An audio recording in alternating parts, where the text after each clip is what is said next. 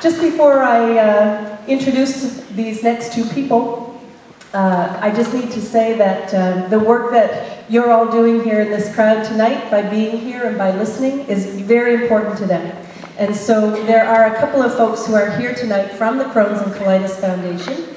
One would be Tradina Meadows-Forsgren, and Tradina will be out in the lobby ever so shortly, but Tradina would be the Maritime Development Coordinator, and you'll get a chance possibly to meet her at the booth that will be outside with more information. The person that I'm going to introduce to you now is what I would call the ultimate volunteer. Her name is Cathy Robichaud, and Cathy emailed me, I think it was last December, and she has come to our shows, and I didn't know that, and she said, would we possibly consider her Saint John Chapter of Crohn's and Colitis as a potential recipient of these funds from this show. And I said, well, we'll be in touch sometime in the spring, and boy, things happen fast, didn't they, Cathy, after the spring, and here we are in November. But Cathy is the ultimate volunteer for Crohn's. She works full-time as a volunteer for the Saint John Chapter. She chairs, I can't tell you how many committees within this particular chapter, and I think it's in part to Cathy's support that the chapter has been revitalized. And so I'd like to introduce to you Cathy Robichaud, just to speak for a moment on behalf of Crohn's and Colitis Saint John.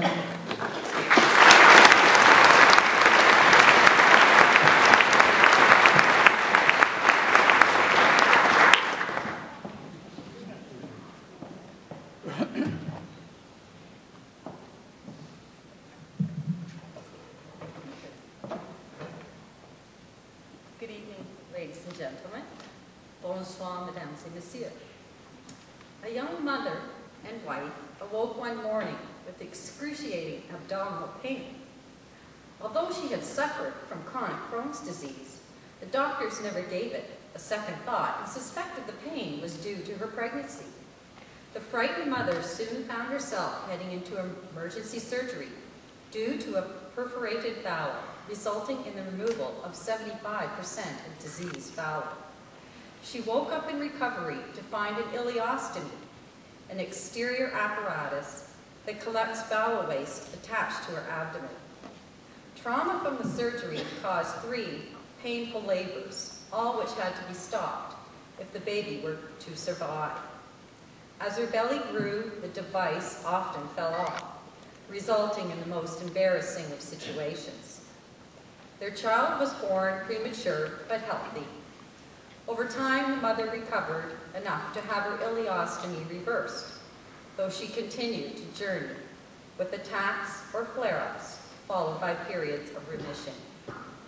Folks,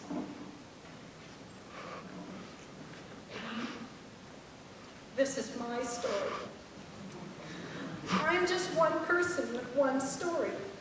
There are many, many more which need to be told if we're ever hope to stop the whispering so often associated with inflammatory bowel disease. We raise families, are leaders in business, and volunteer in our community, all while living with the challenges of our disease. There is no cause, there is no cure, but one thing's for sure, the pain is predictable.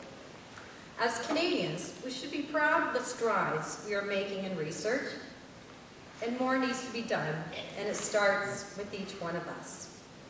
Together, I believe we will find a cure. Before closing, on behalf of the Greater Saint John Chapter, I wish to thank you all for being here tonight. And a special thank you to our event sponsors, all the talented performers and musicians this evening.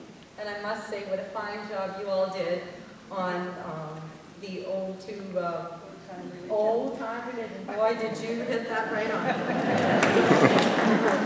And to the organizing committee for choosing our cause.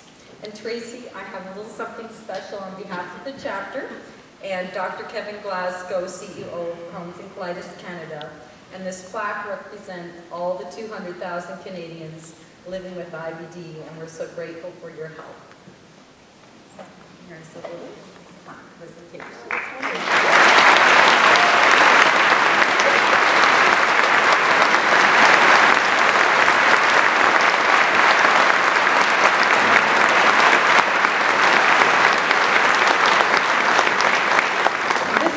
for all of you. And for all of you.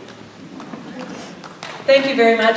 The choir is going to share with you our final number in just a moment, but what I'll say to you before we sing this song is that we're going to go to break right after this last number of the first half, and some of my very favorite elves are going to be circling this theater, as they have in the past, with a little basket. And should any of you wish to give a further donation to this disease, they would love